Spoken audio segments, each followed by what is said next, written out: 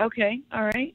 Awesome. Right now, what I'd like to do is introduce you to the judge. Here's a cute little intro. Give me a J. Give me an O. Give me an E. What's that spell? What's that spell? What's that spell? Welcome to one and only Judge Joe Brown to the show. How are you doing today, Judge? Hello? Are you on mute? Oh, here we go. Yes, I'm on mute. Let me get off of this. There you go. What was that little blurb you put on? I never can figure that thing out. Anyway, Mr. Black, it's good talking to you. I haven't heard from you. No, that's not Mr. Black. We're about to bring him on, sir. Yeah. We wanted to talk first about. Yes, sir. We wanted to first talk about, the right people telling our story, and then how to get that the right story out and distribute it. There we go. That's important too. See, one of the things I've noticed is that there are two distinctly homogenous groups that run the media in Hollywood, and they have an agenda. And anything you give to them, they're going to try to tie up, slant up, cut up, dice up, chop up to match their agenda. And that agenda is not necessarily good for everybody else. And if you're concerned with some of the other everybody else, you have a message that might not be compatible with theirs. So if you can maintain some kind of independence, it's good. Like with me on my show, the way they did it, they formatted it so there were 2 cases per half hour. That's 15 minutes apiece nominally, but when you put the commercials in, you wound up getting 7 minutes of time on the actual case. So what I had to wind up doing to keep them from editing what I was trying to do out of all recognition was give them exactly 7 minutes so they couldn't do anything one way or the other, but put it on the way I did it. When I first started, I had a guy from Australia who had a different mindset. And he would say, give me some more, give me some more, give me some more, and we'd stay up all night long editing to get it right. Later on, when they got rid of him because of some little political things, they wound up with one of the same old types in there, and what we were doing was not what was coming across on the screen, and it wasn't trying to stay on message. So we had to do that. You are now in the host queue. Get around what they're trying to do. They're not even really trying to make money. They will kill something that makes them a lot of money if it's not on their agenda. So you have to keep that in mind. It is a vicious, cutthroat world. It's a cesspool, but in some parts of that cesspool, there are sumps that are worse than others. Just keep that in mind. Keep your head up and try to do something conscientious. And don't go with the flow of, what shall I say, getting on the bandwagon to go, well, this made it, I want to do this too, la-di-da-di-da, because you might be just poisoning your people. Amen. Right. We call it the deep dive. It's like, don't take the deep dive. It's just like, just because everybody else is doing it, don't go that way. And like I said, it's enough people who like good, solid, content, like your show, for instance. They took the deep dive, but you were the sensibility and the common sense to it. So you had somebody going someplace, and you kept it back to this is normal. And I always appreciated that from your show. Well, seeing you can do stuff too that's not obvious. I can write, and I help a lot of people rewrite their stuff. I don't take any credit for it or anything like that. But some young man was trying to get me to help him promote something glamorizing drug dealing. And I said, why did you come to me with this? Well, you've been on. Well, what made you think that I would help you glamorize drug dealing? He had a little idea about some black drug kingpin decided to expand into the opioid business. And I'm going, you have lost your bloody damn mind. I'd try to crush you if you do something, boy. This is not cool. Yeah. All right, Judge. We're gonna have to do a part 2 with them. Because we're running into overtime. We definitely want you guys to come back. Please, Trey, reach out to me, and we gotta get you back so that we can open up the lines and allow people to love on you. Because that's what we do here. You definitely have some very, very relevant information, and I don't want to overlook that. But it is now time for us to switch gears and get into the race war documentary. So if you guys don't mind, please give us your social media information as well as that link to the book again and the website, please. Great. Thank you, guys. It's been a pleasure. Hey, come back. Hello? Yeah. Thank you. Can you guys hear me? Yes. Yes. Can you give us your social media information and the links again? Okay, I will. www.urbanhomeentertainment.com or www.urbanhomeent.com. You can find us. We're on social media, Urban Home Entertainment on Facebook. Reach out to us. We're open. We're available. We're out here. Thank you, guys. It's such a pleasure. Thank you. I hope that you guys hold tight.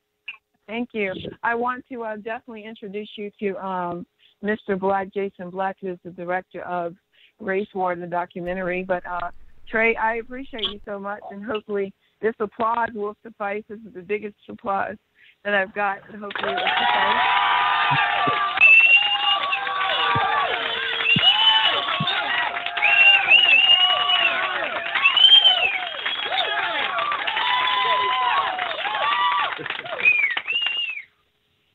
Yeah, hopefully that's okay. Hopefully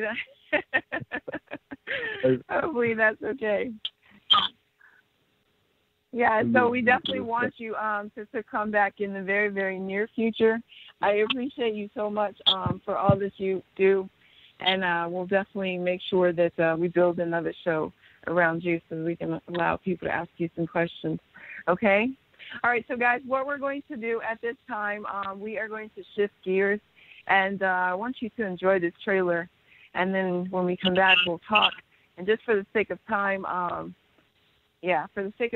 just talk to the director versus giving it a big to-do in the interim. Right now, here's the trailer, Race War. I was on the Los Angeles Police Department for 20 years. I was a sergeant of police when I retired. I'm well aware that there are officers within that agency that have biases and preconceived ideas. So no, I'm not surprised to know that somehow white supremacists have infiltrated the ranks of police departments around the nation. Race and war. There is a conflict. We're talking about a system, the phenomenal mass incarceration, the police killings. This is a recipe, many people argue, and I think it's true, for a new form of genocide. The fact that it's always white people at the top and black people at the bottom, that's not some kind of psychic phenomena, that's policy. Those would be consequence of the race war against black people. Are we in a race war? All right, I have an opinion on that whole subject. There's no equality. You look at the system, it's really designed for us to fail. Are you a white supremacist? I'm absolutely not a white supremacist. I think that's a word that should be retired. I am a white advocate and a race realist. When I say this as a police officer, that this stuff happens, I'm not telling the black community something they don't know. I'm just validating and corroborating what they know to be true because this is their lived experience. A lot of people like to refer to our judicial system as broken. Our judicial system is not broken. It's operating exactly the way it was designed to operate. This nation was established by Europeans with the idea that it was going to be an extension of Europe. Okay, I'm looking. Is this Mr. Black? Yes, that's me. Hello? Yes. Okay, all right, got it. I finally found you.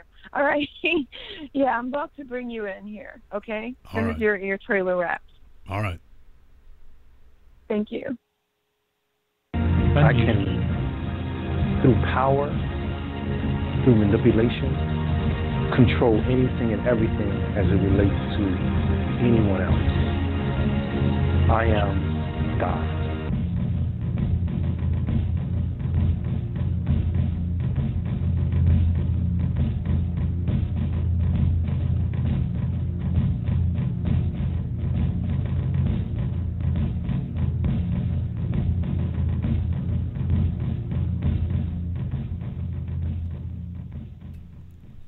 All right, guys, that was the trailer for Race War. I hope you enjoyed it. And what we're going to do at this time is we're going to open up the mic to the director, Jason Black, who is also the creator of 7 a.m. and Gentrify. He is a no-holds-barred kind of guy, an industry executive who dared to ask the question, are we in a race war, and are blacks being targeted, if such is the case? So the question itself presented an enigma. I thought that would be a great way if we first talked about the importance of black filmmakers and black filmmaking itself, the industry, and then how to get your film distributed. This person is definitely the person to answer that question and also bring awareness to the subject matter at hand. So I'd like to at this time welcome Jason Black to the show. How are you doing? Black first, sister. Thank you very much for having me. Hi. We've also got Judge Joe Brown on the phone. Judge Brown? Mr. Black, I don't think I've talked to you since I was in that house where we taped all of that, and maybe once or twice on the telephone, but it was an excellent production.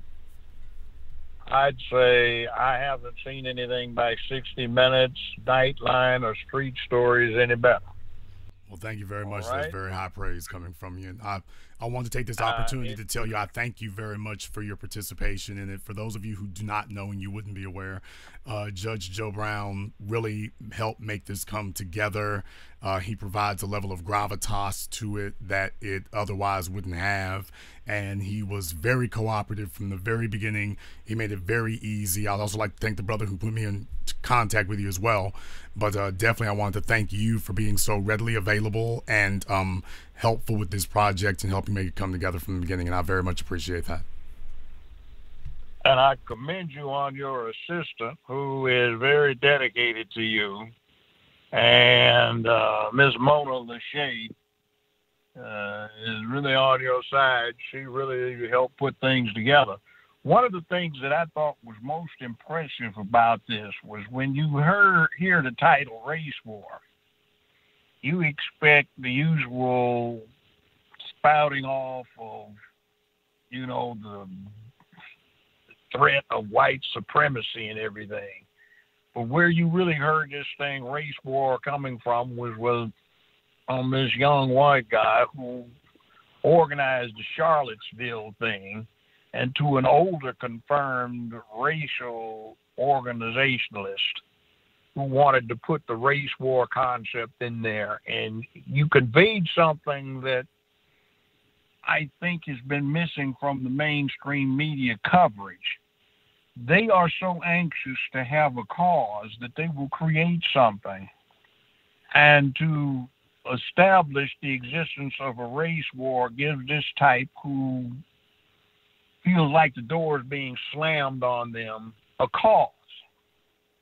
So it can be them, those, and us. They can wave the flag or the home team banner and dress up in grease paint, and they can go do their thing and think they have accomplished something. Definitely, their goal is to attempt to push events. Their goal is to attempt to put everybody's backs against the wall so that, particularly in white society, to force you to make a choice, to force you to choose between white supremacy and oppressing other groups, or whether you're just going to basically go back home. So that is their goal, is to antagonize, to create incidents, and to force people to make a decision one way or the other, that you're on one side of the fence or the other side, that there is no middle ground. And to be totally honest with you, with the election of Donald Trump, that it has proven effective, at least up to this point, it's proven very effective. There was a study that was released a few years ago that said that the crucial tipping point statistically, whether or not a society as a whole goes towards a particular principle or movement, is 10%.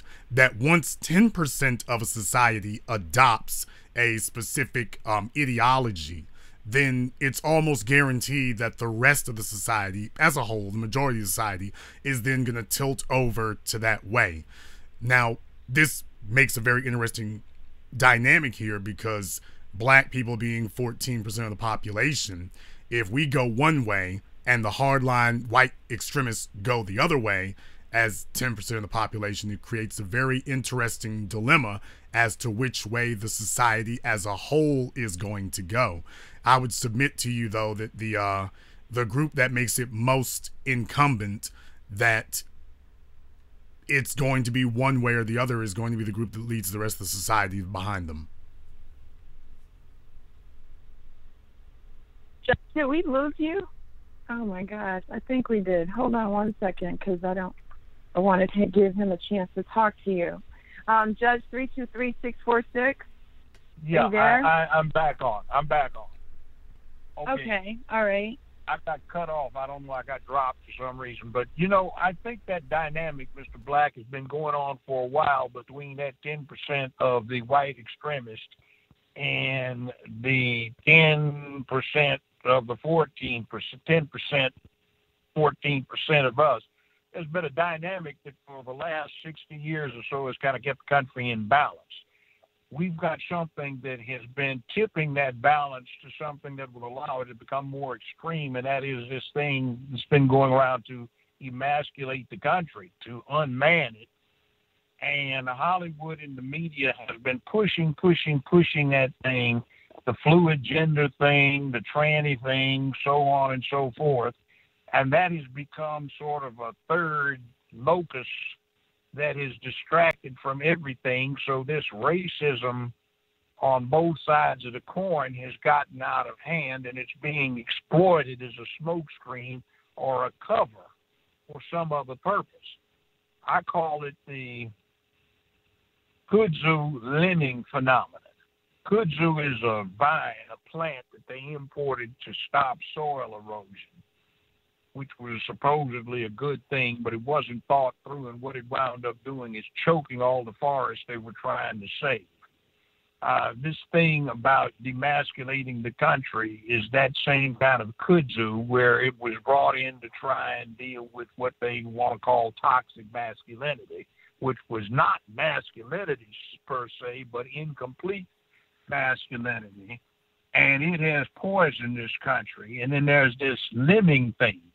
Lemmings are rodents that live in northern Europe, and every few years when the numbers get high, they all rush to the sea, jump in the water, and start swimming out to sea until they drown to cut back on the lemming population. And I have a sneaking suspicion that in addition to war, famine, and disease, weather, and disaster, some of this new breed of fluid gender thing is a population control device, because the humans are about to get to the tipping point on how many people are not going to be supported by this planet.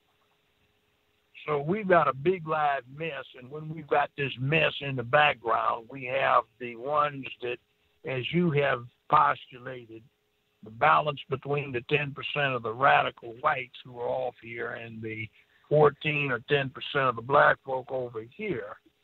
And that's being thrown out of kilter, and things are beginning to get very, very ugly. And right now, I consider what's going on in the inner cities and the almost suicidal lack of concern for life there. Juxtapose that with what some of these white supremacists want to wind up doing in the background, and we don't have the recipe for one-sided race riots like we've had for the last 100 years. We've got a recipe for an outright bloodbath. And well, I think those are interesting things, actually. Bringing that out with race war. I think you touched on a few points there that I'd actually like to address. Mr. Neely Fuller, who's been a long time researcher of this type of thing, always prefaces, especially this emasculation thing. Dr. Frances Cress Welsing in the ISIS papers, she touched on this decades and decades ago, back when nobody was even thinking of it in these terms. What we notice, and this does have a part in it, I didn't get to touch on in the movie, which is rather ironic considering a couple of people in it, but one of the things that we don't get to take a look at is the fact that when you talk about emasculation, what happens to your warrior class? If your warrior class is of a mind that their sexuality, their sexual acting out or sexual expression is more important than survival, then you don't have to fight them. They've already taken themselves off the field of play. Wouldn't it be great if you could convince them to do that? If you're a white supremacist, that's what you want. The other thing is this agenda towards distracting and confusing people. You notice that it's actually acutely aimed and focused towards black people. Whenever you see them talking about, you know, this transgender thing, they always have a black face at the front of it, whether it's Orange is the New Black, RuPaul, or whatever. Very rarely, they trot out Bruce Jenner and then they mock him, but they don't really market it toward the dominant society. It's really marketed towards us. So when you talk about that being focused and used and being leveraged, I would submit that that is another tool of white supremacy, that because you know the old saying that when white folk catch a cold, black people catch pneumonia. Well, yeah, once you introduce these things, it will affect them a little, but it'll affect us a lot worse, which is what tends to happen. Also, when you take a look at so-called liberalism and conservatism, so-called Democrats and Republicans, I would submit to everyone that it's really, those are all really wings of white supremacy in this white supremacist culture and society that we inhabit. There's just liberal white supremacy and conservative white supremacy. There is liberal transgender, there's white supremacist transgenderism and white supremacist homosexuality that really doesn't have anything to do with us as a people and are really being used as the means to distract us from the real issue. We are black first. The world sees us as black first. It deals with us as black first. And if we are distracted from that reality, then we've taken ourselves out of competition, and thus you can be steamrolled, you can be isolated in these inner city pockets of poverty, and they don't have to kill you anymore. All they got to do is just keep you isolated and you wither on the vine. It draws to mind something here, Judge Brown, and if you could, I would like it if you could take a moment here to explain to people, when you talk to me, you explain to me something very fascinating that you called, I think it was the 1 block rule. And if you would like to take a moment, if I could ask you, could you explain to everyone exactly what the 1 block rule is? Here it is.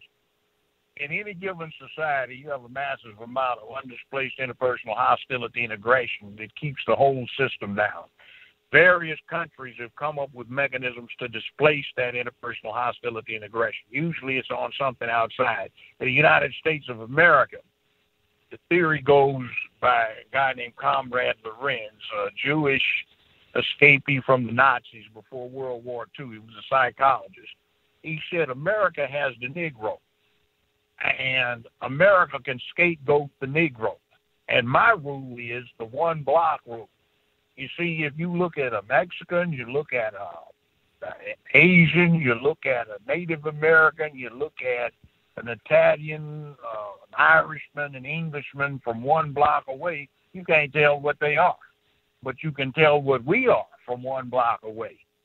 So we become the ideal scapegoat. And when times get hard, economically, you know, any kind of way, when there's stress, we become at least vicarious scapegoat for the rest of society to be blamed for their problems. Whether it is Reagan-esque fictional welfare queens, or somebody talking about somebody getting something for nothing, or some young white kids were ranting about the ends getting their food stamps. You get this thing where we, as those who are identifiable from 1 block away, catch all of the hell. If you get up on close of us, even if you're a light complexion like I am, you look at the features and you see a black man or a black woman. So we can't escape this, but everybody else can sort of blend in, pull your collar up, pull your hat down, and walk with your shoulders hunched over, and nobody will know what you are from a block away. But we cannot escape. So we serve this function for America of allowing it to displace its hostility and aggression. And we are trapped in that right now. That's why I made that crazy remark on the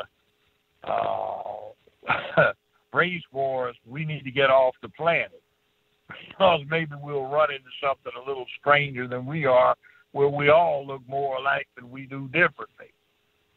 But it is what it is, if that's what you're talking about.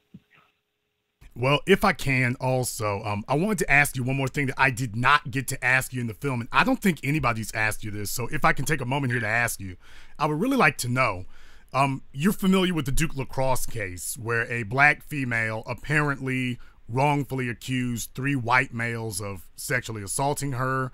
The district attorney, Mike Nifong, he got behind her in prosecuting them. And when it was all over, 60 Minutes with Ed Bradley immediately jumped on it. There was immediately an investigation done that cleared them within a few months and put the onus on her.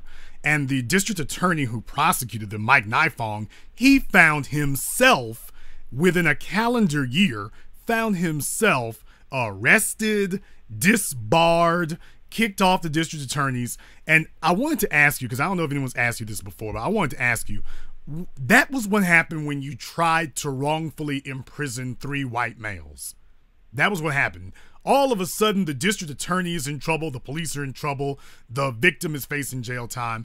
And meanwhile, we've got a never-ending parade of black people, men and women, wrongfully accused under absolutely ludicrous circumstances. And yet I've never seen a district attorney jailed for it. I've never seen a prosecutor imprisoned or disbarred or punished in any way. Could you explain to us all why it is that we accept, why do we accept as a fact that if a prosecutor does something that is obviously misconduct, that jail and imprisonment should not be the punishment? Why do we accept that? Because in our communities, the DA is something we are blind to. It's like chiseled in a rock wall somewhere that something does not exist. In Memphis, we have a DA who is a woman, and Harvard and Yale have done studies with their law review, and she personally has been found guilty of prosecutorial misconduct, personally, more than any of the DA's offices in any of the large cities have collectively. That's New York, Chicago, Los Angeles, Dallas, Houston, Miami, and Detroit. She personally has done that. But she's got 19 or 20 times more where she has been found guilty of prosecutorial misconduct where there are black people involved. But the only ones that the media has touched on or where there are white people involved. And since white people are only like 15% of the folks prosecuted in this area, that just gives you some idea about it. Now, see, the thing with the DA's office is historically in England and in the United States, there's been a thing called prosecutorial discretion. The prosecutor, even in the face of an obvious violation of the law, has the absolute right to decline to prosecute if in his sole and exclusive judgment it's not in the best interest of the community he represents to do so. So that has been something where the good people have relied upon. So if they slap something near the well around, or there was a dispute between somebody of an unsavory character and somebody of good quality, the good quality folk always prevail. I call it country club justice. But that is an old ancient institution in England and in the United States, and it's still basically part of our fundamental law. So that being the case, we have a situation where prosecutors get away with that. Now, I will have this to say. I think as a category of professionals, the most dishonest bunch of people you can find are career prosecutors. This thing about power corrupts, absolute power corrupting absolutely applies to them. They have had too much power for too long with no checks and balances other than their own consciences, which tend to evaporate in the face of the game. You lose track of the fact that these are actual people. This is concepts of justice and equity and fairness you're dealing with, and it becomes all about winning the game. And just like two good guys can go out and have a rousing golf game, bet a lot of money on the 9th hole or the 10th hole, or have a hell of a tennis match, or play cards viciously, well, they tend to play that with people's lives. So when you get career prosecutors, I don't care whether they're female or male, they should not be trusted, they can't be trusted, and they have become dishonest individuals who have little concern with the adequacies of justice and equity. And it's all about the game, and they have become completely callous, and they need rehabilitation. I think they need some psychological counseling generally. There are very few exceptions, but not many. So that prosecutorial discretion is one of the things that is built into our system that I think needs to be changed. I think the legislative bodies of the country, if we were able to secure an adequate slate of somebody on some side or the other, should put in place some laws or amend some state constitution so that prosecutors could not only be prosecuted for wrongdoing like that, but receive enhanced punishment for such things. We have sentencing guidelines where there are aggravators to a crime. And the fact that a person is a prosecutor who knowingly goes about viciously trying to persecute somebody should be something that should subject them to enhanced punishment. I really think that ought to be done because somebody somewhere, if they want to save this republic, is going to have to do something about ensuring that justice is done. I agree with that 110%, which is why in my film I touched on those things, as a matter of fact, because so much of this is a rigged game. You mentioned during the film that one of the major problems that we have is the media. And that was why I've been doing the film work that I've done, because what we call the media is a part of that gaming that you just talked about there. The corporations don't care who the president is because their interests don't lie with a single political party. It's like dealing with a mutual fund manager. He doesn't buy just one media company stock. He buys all of them. He doesn't just buy one energy company stock. He buys all of them. So no matter whose stocks are up today, he's always winning. And we don't see that as far as the media is concerned, that we see this game where it looks like they're supporting a Trump over a Hillary or whatever. But at the end of the day, they're all playing for the same side, which you just mentioned about that gamification of it. They're not fighting over whether or not there's going to be white supremacy. They're not fighting over whether or not their side will be dominant. They're only fighting over who's going to be driving the car. And if you've been kidnapped by 4 assailants and the 4 assailants begin arguing over which shed they're going to take you to assault you and chop you up in, that's not a fundamental disagreement between them about what they want, and it's not a good thing for you. They're just arguing over which one of them is going to choose the direction in which you will be abused, and that's not a winner. Let me interrupt a little bit and give you a perspective. I was making a lot of money on that show, and I had a sort of a status climbing wife. She's beautiful, but she was status climbing, and she was a ski instructor up in Aspen. She was hot and she could ski, so all of the billionaires' wives wanted to ski with my ex-wife, right? So I wound up getting to know some of these billionaires, and I'll relate an event and a remark made during the course of this event. We were sitting at a place called the Nell, which is one of the most upscale hotels in America, in the bar. And these guys were talking. Say, Judge, a friend of mine tells me he just opened up a new restaurant on Rue so-and-so in Paris. Let's go. Oh, what? So the guy said, yeah, let's go, guys. This dude sat there on his cell phone and chartered an airplane. So instead of going home, I go lot it out with them, ski equipment and all. We get on a chartered airplane, fly to Paris for 2 days to check out 2 restaurants. No big deal.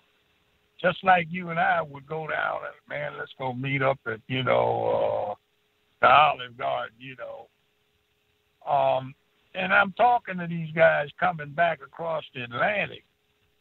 And I said, well, you see, I've got a chateau in the south of France, one in Rio, and I've got another one down there in Tel Aviv, and, I've got a flat in London, and New York and Los Angeles, everything else. So we're citizens of the world.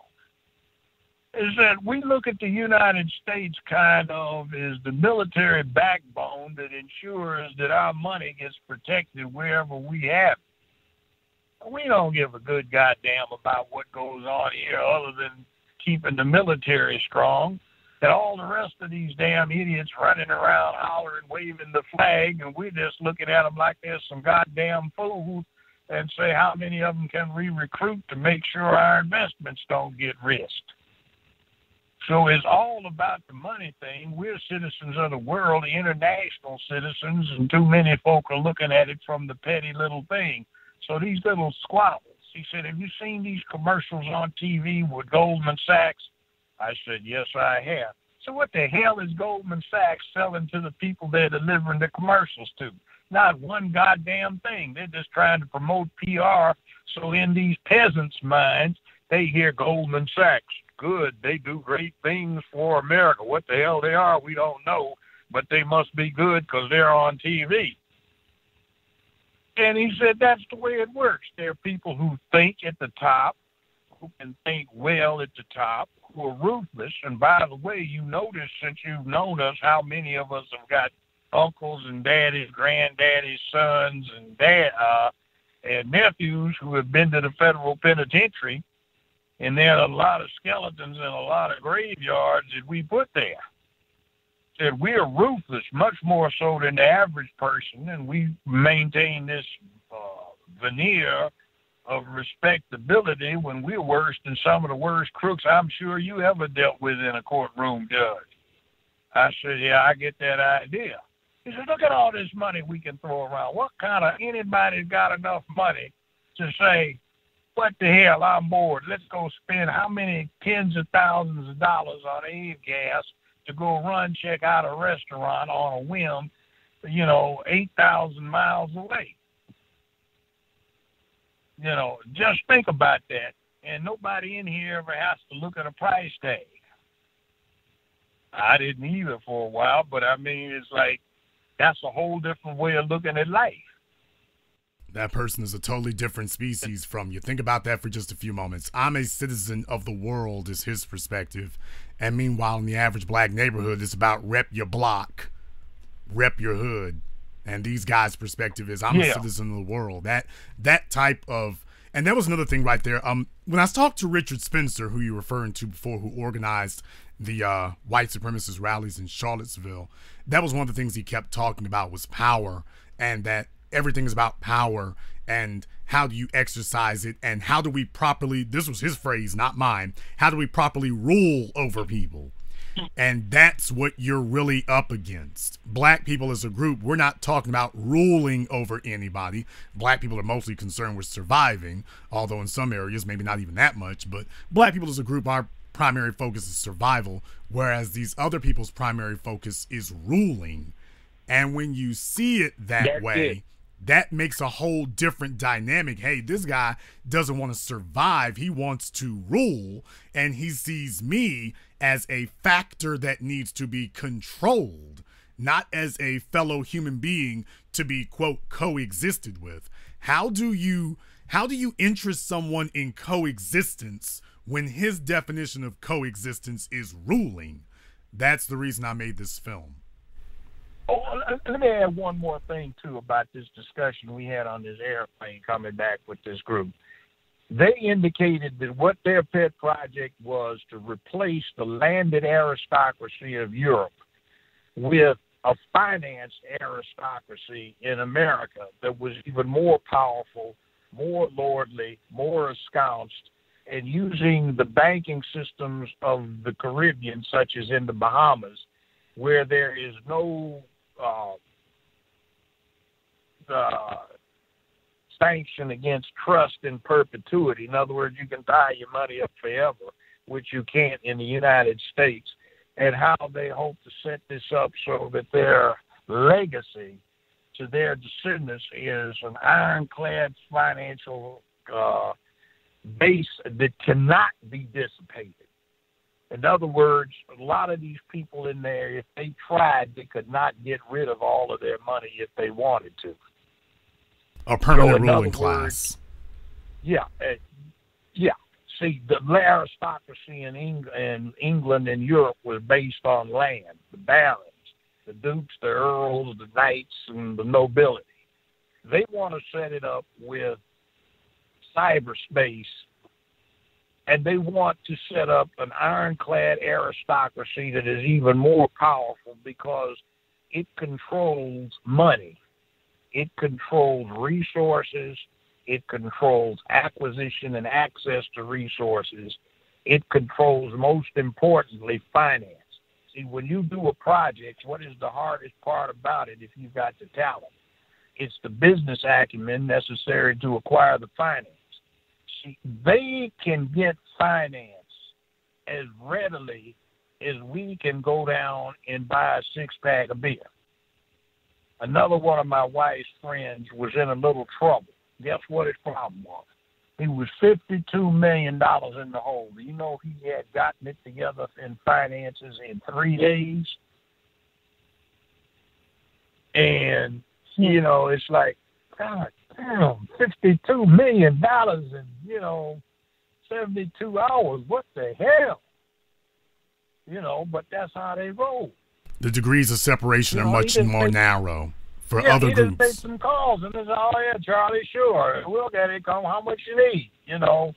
Look, I want you to get your guys to call so and so, to call so and so, to call so and so." And I'm looking up, Judge, take a look at this. That's what I can't practice law here in Colorado. Well, let's take a look. I'm looking at a 72-page contract they put together in, less than 72 hours to cover up $52 million damn dollars. And then I'm looking at the contract and God damn, how did you trace this crap? So it's like a whole different order of business. And we're running around here worrying about what we worry about. And they're setting up an aristocracy that will last forever. See, that's what Trump's really doing. That's what they told me they thought somebody like Trump was going to wind up doing.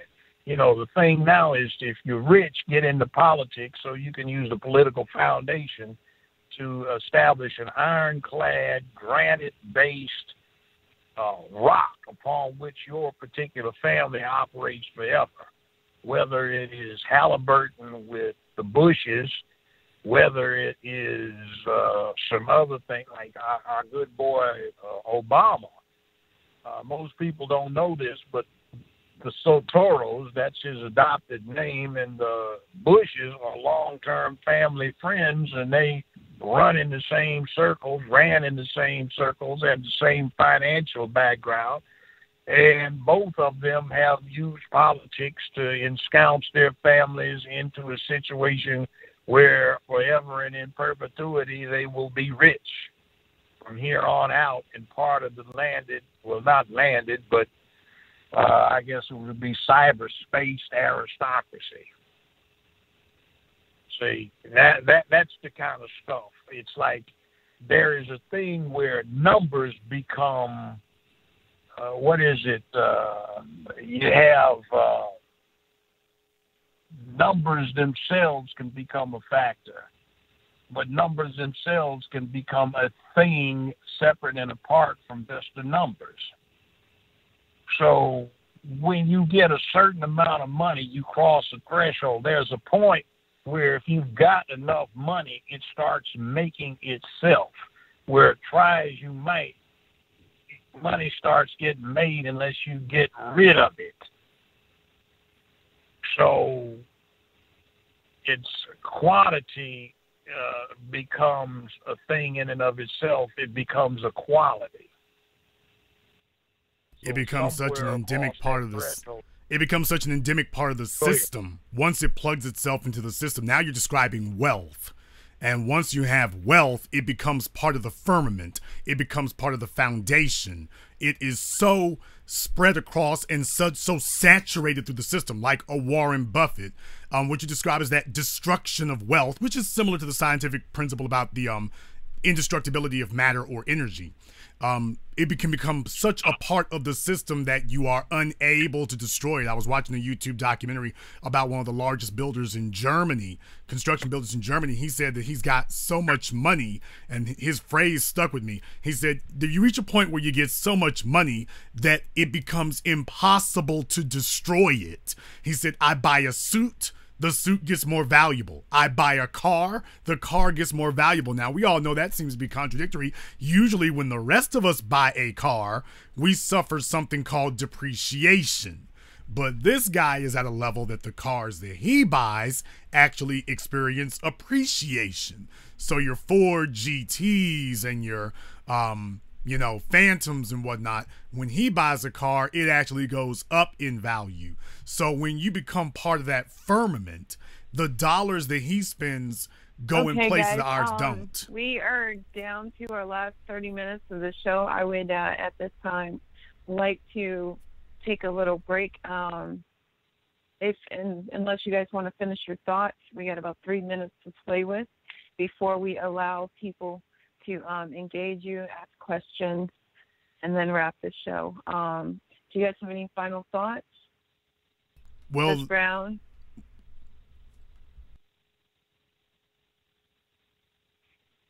Hello? I'm here. Jason? Get the DVD. Get the DVDs. Well, that's very, very helpful. You can go to our website, racewarmovie.com. You definitely want to do that as well. I hope more than anything that you understand that the race war is socioeconomic. Okay, we're experiencing technical difficulties. Let me see. Okay. Judge Brown? Yes, ma'am.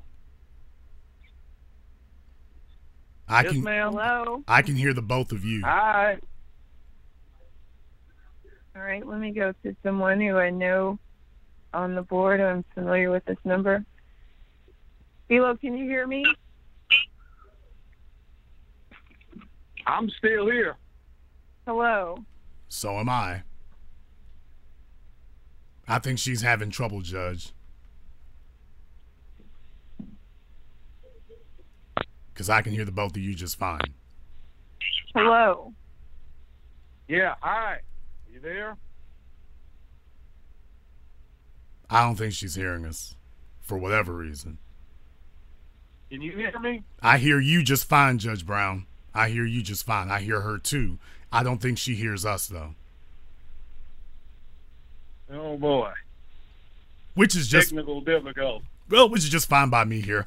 This is the part where I get to tell everybody you should definitely go ahead and check that out. Ajamu Baraka, Judge Joe Brown, Yusuf Salam. It's a great thing to watch, but also for the judge's insights. This is truly Judge Joe Brown as you've never heard him before, which was very, very good. We financed these ourselves so that we can do things like that. You would be amazed at how difficult it is to even get companies like Lamar to put up a billboard that says this is a race war. You would be amazed how difficult, or maybe not amazed, how difficult it is. So definitely what your earlier guest said and what you said, having the ability to finance these things is very, very critical so you can put it out in a way that it's not bastardized, twisted, corrupted, watered down, diluted to the point that it doesn't even get to make its point properly. So often when these films are made, they bring in white people to speak for us. They'll have white supremacists, but then they'll bring in a white professor or a white sociologist to speak on behalf against them, which is essentially on the behalf of black people. So I'm very glad I was able to bring in yourself and other people so that we were actually able to speak for ourselves in that regard. And I think people are going to get a whole lot out of this. Well, brother, do me a favor. You got my number. I got yours. Let's stay in touch. Absolutely, sir.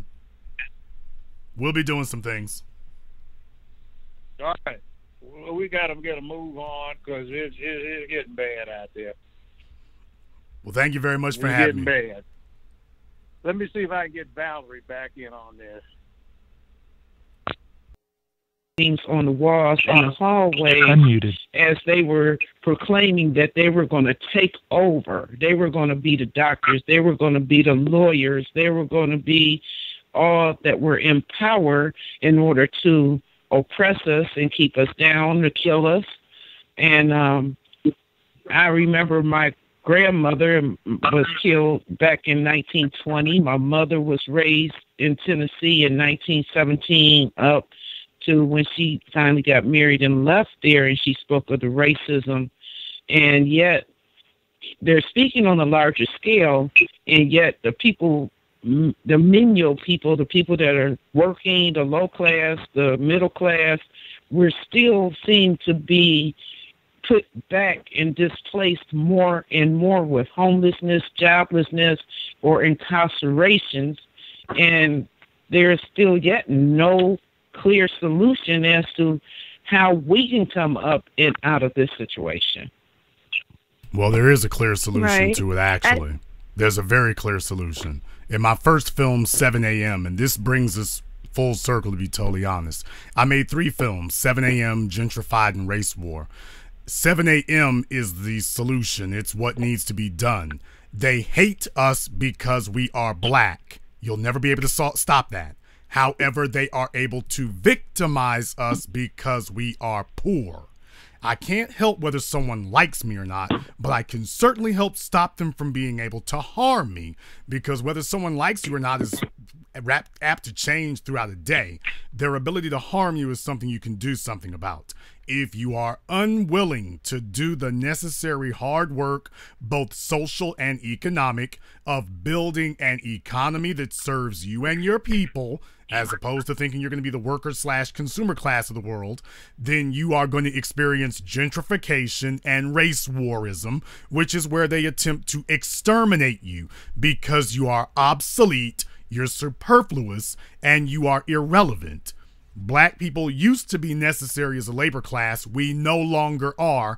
They've got machines and illegals to do that now. So the only thing they're really trying to do is squeeze us for whatever minor consumer pennies they can. But ultimately, you're obsolete. Everything's moving towards luxury goods and higher priced housing, and they really want a final solution, and yes, I mean to use that phrase, a final solution to their Negro problem. If we as black people refuse to do what Asians, Arabs, and all these other non-white, technically white groups have done, and build an economic base so that we are no longer victims and easy prey, if we refuse to do that, then extinction is the future, not poverty. They don't have a plan for poverty for us. The plan now is removal. So that is the solution. It's the only way. Wow, I applaud that. I apologize, guys. I don't know what happened. I guess my board froze, and then it froze the host link. So I apologize if you heard me in the background. I'm not exactly sure how much was interrupted, but I will check it when I edit it later today. Mr. Black, I would like at this time give you an opportunity, because when I started, I had posed the question, what should we do to support our black filmmakers?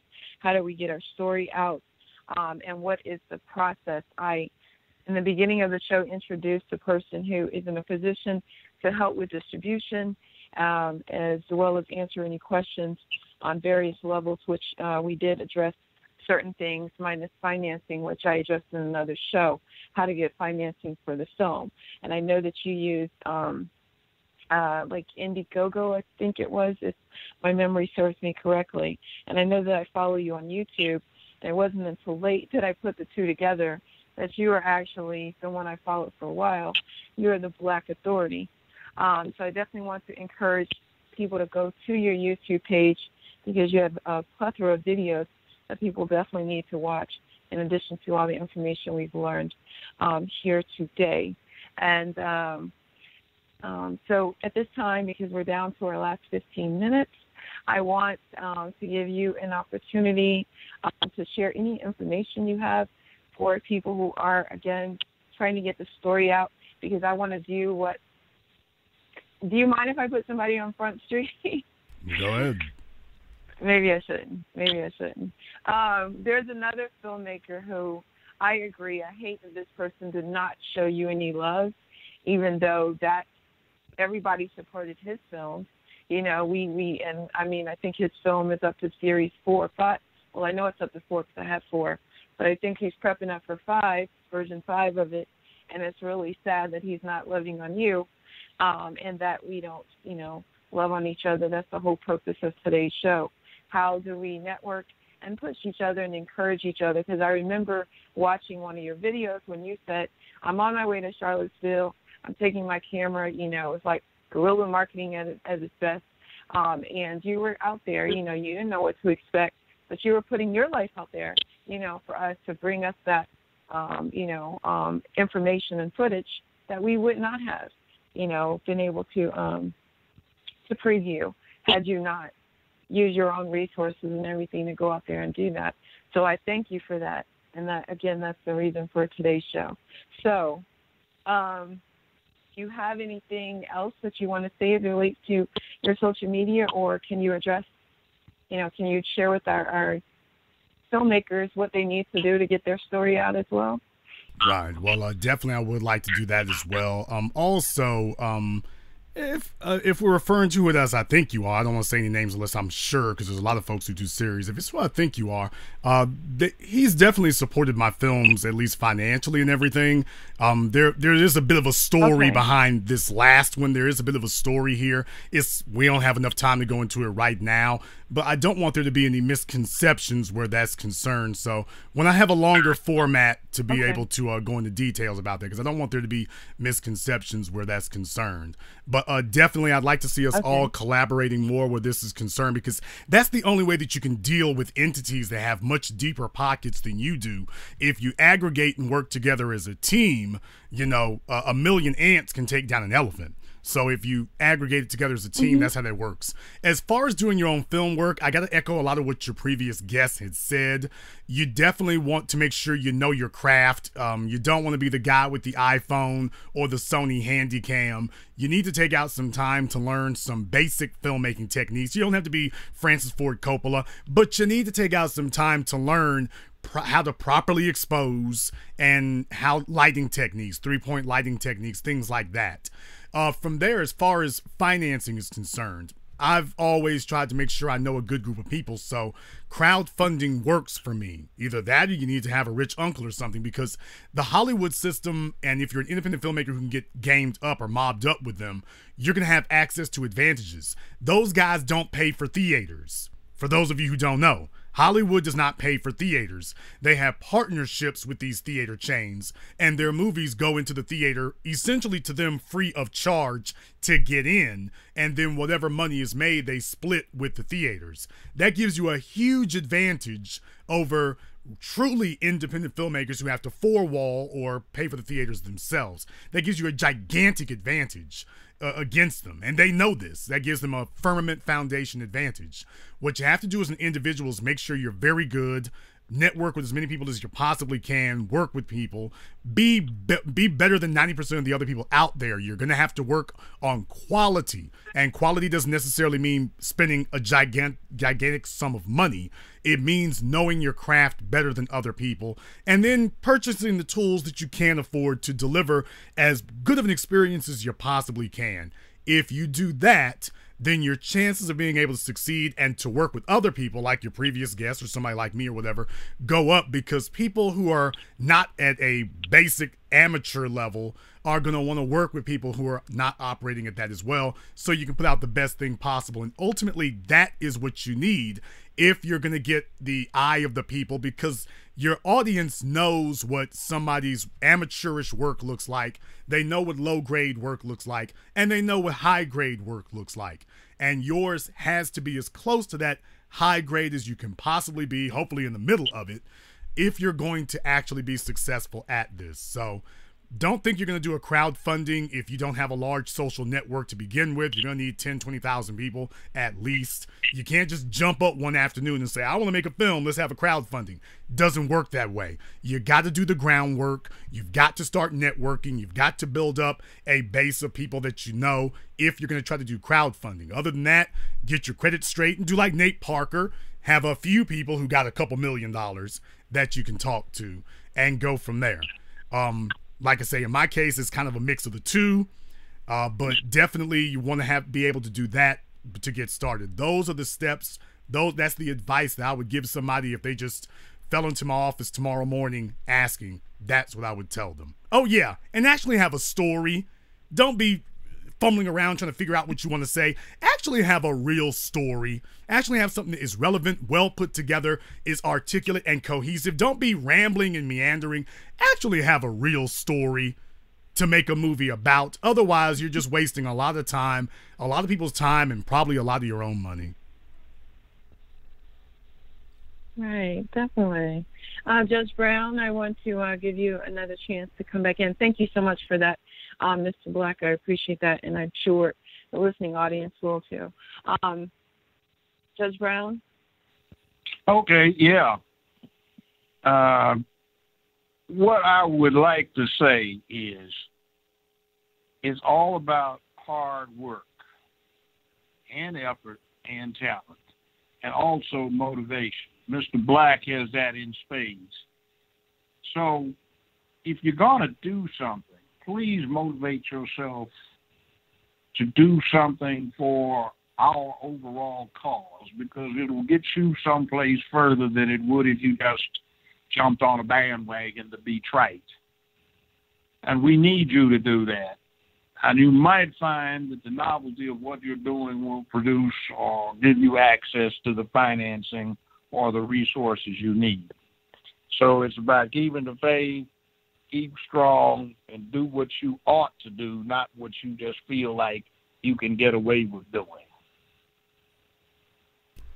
I agree, absolutely. Definitely. And by the way, you can get me on Twitter at Judge Joe Brown TV, even though I don't have a blue check. I just started twitting this year, and I need 29 more people to hit 5,000. Oh, that crosses the threshold. Help me out with it. At Judge Joe Brown TV.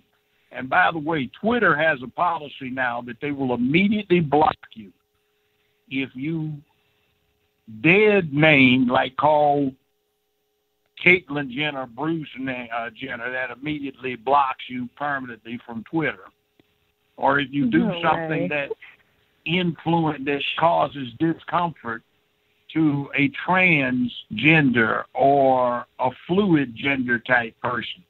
So I'm starting a policy. I refuse to correspond with the fluids because it's not worth getting banned and dealing with the rest of them, and they have something else to say. I put out a video that's gone a few tens of thousands of views, but I've got all of these idiots who are nominally colored, Negro, something or another, who want to talk about, look at him, he looks like Mr. Potato Head with his head shaved, or it looks like Darth Vader. Like, what the devil does my looks have anything to do about the message that I'm trying to get out there? But see, that's that kind of trite, stupid stuff that has kept our people down for several hundred years. There's always some slave, true slave at heart, who wants to sit there and jump on any one of his people that's doing something. So just remember, do the right thing. And I'm at Judge Joe Brown TV, all right? Yeah, 29 people. We definitely got to. Thank you for having me. We got to get you past the threshold. Definitely. Mr. Black, I have someone I promised I'd allow an introduction. We've got Trey. Trey was on earlier. He's the person who you mentioned. Trey, please unmute yourself and come on in. You are now live with Mr. Black. Hi. How you doing, Mr. Black? It's a pleasure. How goes it, sir? Doing well. Man, it's been, I've been sitting over here listening to what you guys have been discussing, and it's a lot of points that you've made that I have a lot to say about. I just want to applaud you on your journey and what you're doing. And I know it's not putting out a film, but to put out several of them is definitely something that is definitely something worth commending. You made a lot of points. What up, Trey? All right. How you doing, Maurice? How you doing, Valerie? Hello, how are you? Hello. I'm doing good. Thank you. That would be Maurice Duncan. Everyone, Maurice is the reason. He's the person who introduced me to Trey and Mr. Barrett, and I appreciate him for doing that. And yes, it's because of Judge Joe Brown that we have Black Authority, a.k.a. Jason Black, on the line today. And L.A., thank you so much for filling in when my phone went blank. I'm not exactly sure what is going on with the board. But this is my first race show, so I'm not going to blame it on any other system. I'm just going to say it happened. We don't make mistakes here. We make memories. And that was definitely a memorable experience, so I will chalk it up. Not as an L, but hey, it happened. I left in my own fault half the time. So I'm not used to Judge Brown giving me 5 minutes of free time. This is definitely something else that's new. So Mr. Black, at this time, if you don't mind sharing any final words and also some of your updates, anything you've got coming up, as well as what's going on your YouTube page, Black Authority. I'm going to mute somebody's mic because I'm getting some feedback, and I want to, make sure that we mute a couple of mics because I don't know where that noise is coming from. But do you have any updates, anything that you want to say, definitely as it relates to race war? How can we further support that? Will there be a race war 2? I'll give you the floor. I'll just be quiet and just listen. Yeah, the response to race war has been tremendous, and everybody's asking me, is there going to be a follow-up to it? In all candor, I don't even think that far ahead. I'm just really focused on making sure this project is finished out. I've been running since 2015, and I'm really going to try to take some time off if I can, because I wasn't going to make this at all, and then I saw Charlottesville happen, and I actually came out of retirement. I was retired from filmmaking, but then Charlottesville happened, and I just felt like it was incumbent on me, and I'm glad I did. If you want to see our film, you can go to our website, racewarmovie.com. That's racewarmovie.com, and you can definitely go there to check it out. I heard you liked it, so I'm very glad about that. Just about everybody's had the same response about it. And yeah, definitely go ahead and check that out along with our other work at blackchannelfilms.com. If we don't do something radically different here in the future, then you can pass these on to your children as a memento of the people that they used to call Africans. Yes. And would you also like to give a couple shout outs to people who were featured in the movie, and also explain to me, how did you feel being in the presence of Richard Spencer and that other so-called white nationalist? They gave some very creative names as to, they're not supremacists anymore, they're not nationalists, they're not this, they're not that. But what was that experience like? And also, can you shout out a few people who were featured in the movie?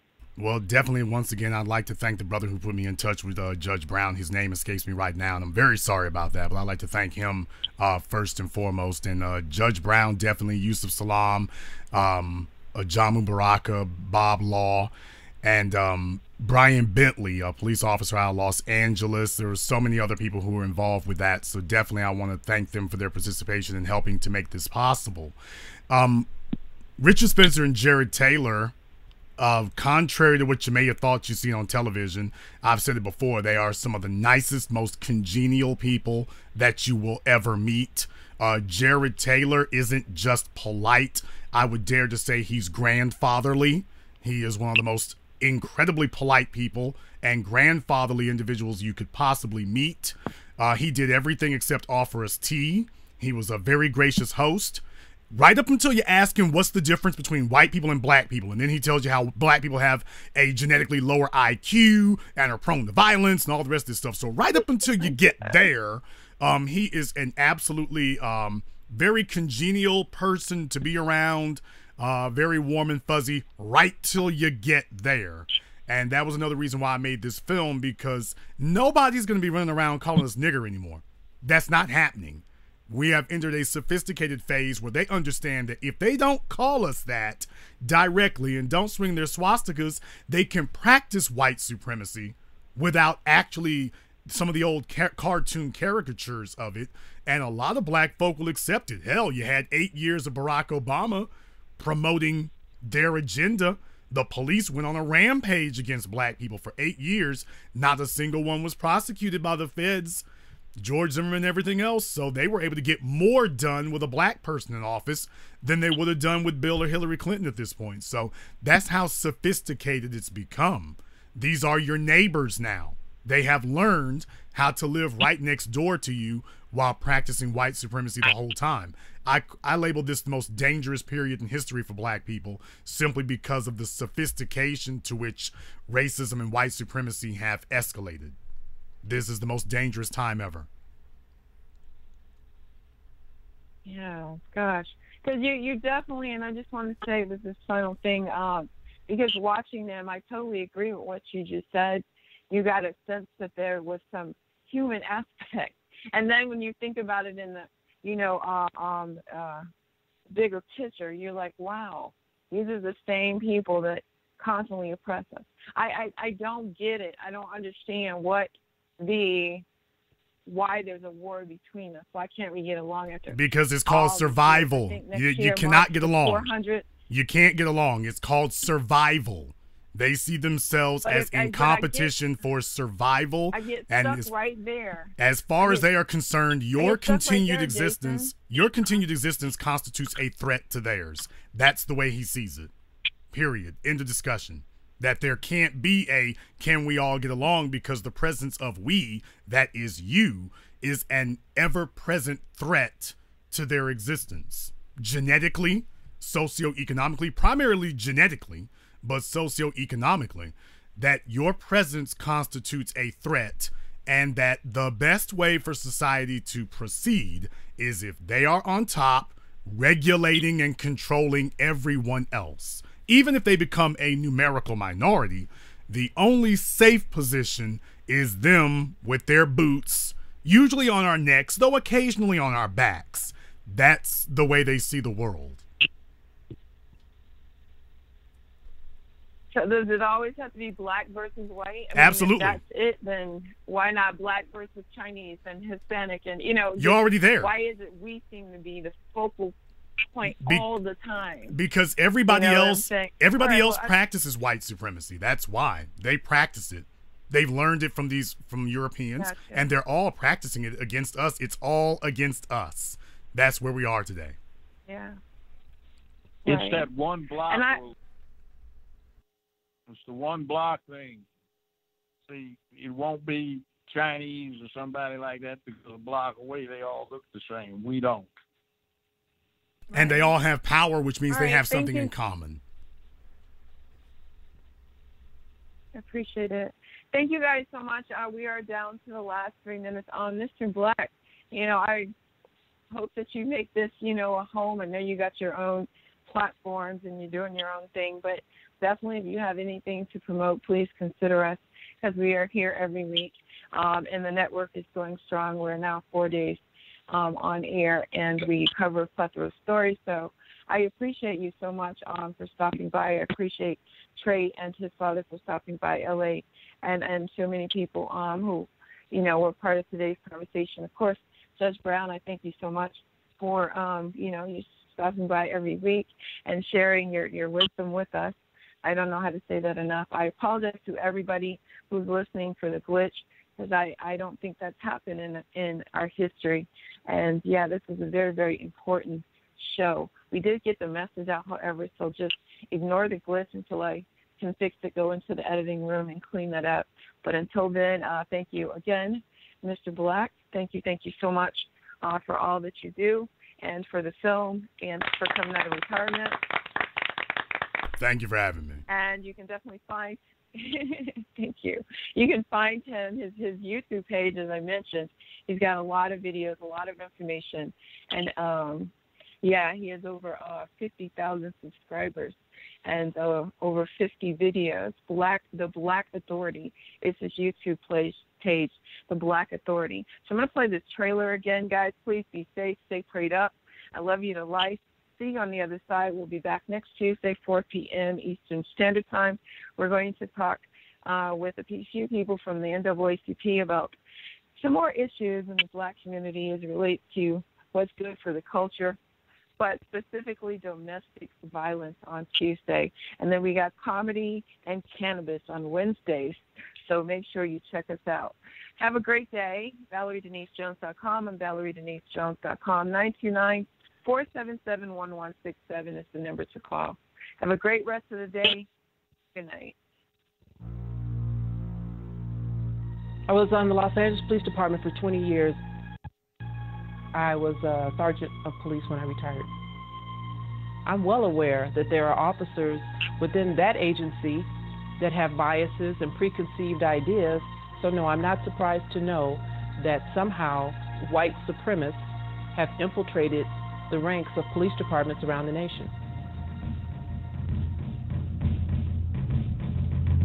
Race and war. There is a conflict. We're talking about a system, the phenomenal mass incarceration, the police killings. This is a recipe, many people argue, and I think it's true, for a new form of genocide. The fact that it's always white people at the top and black people at the bottom, that's not some kind of psychic phenomena. That's policy. Those would be consequence of the race war against black people. Are we in a race war? All right, I have an opinion on that whole subject. You know, there's no equality. You look at the system, it's really designed for us to fail. Are you a white supremacist? I'm absolutely not a white supremacist. I think that's a word that should be retired. I am a white advocate and a race realist. When I say this as a police officer, that this stuff happens, I'm not telling the black community something they don't know. I'm just validating and corroborating what they know to be true because this is their lived experience. A lot of people like to refer to our judicial system as broken. Our judicial system is not broken. It's operating exactly the way it was designed to operate. This nation was established by Europeans with the idea that it was going to be an extension of Europe. So whites, whether they will admit it or not, don't like the fact that their neighborhoods, their institutions are becoming increasingly non-white. White supremacy has to do with the idea that I'm better than you, and I can, through power. Let me bid you good night.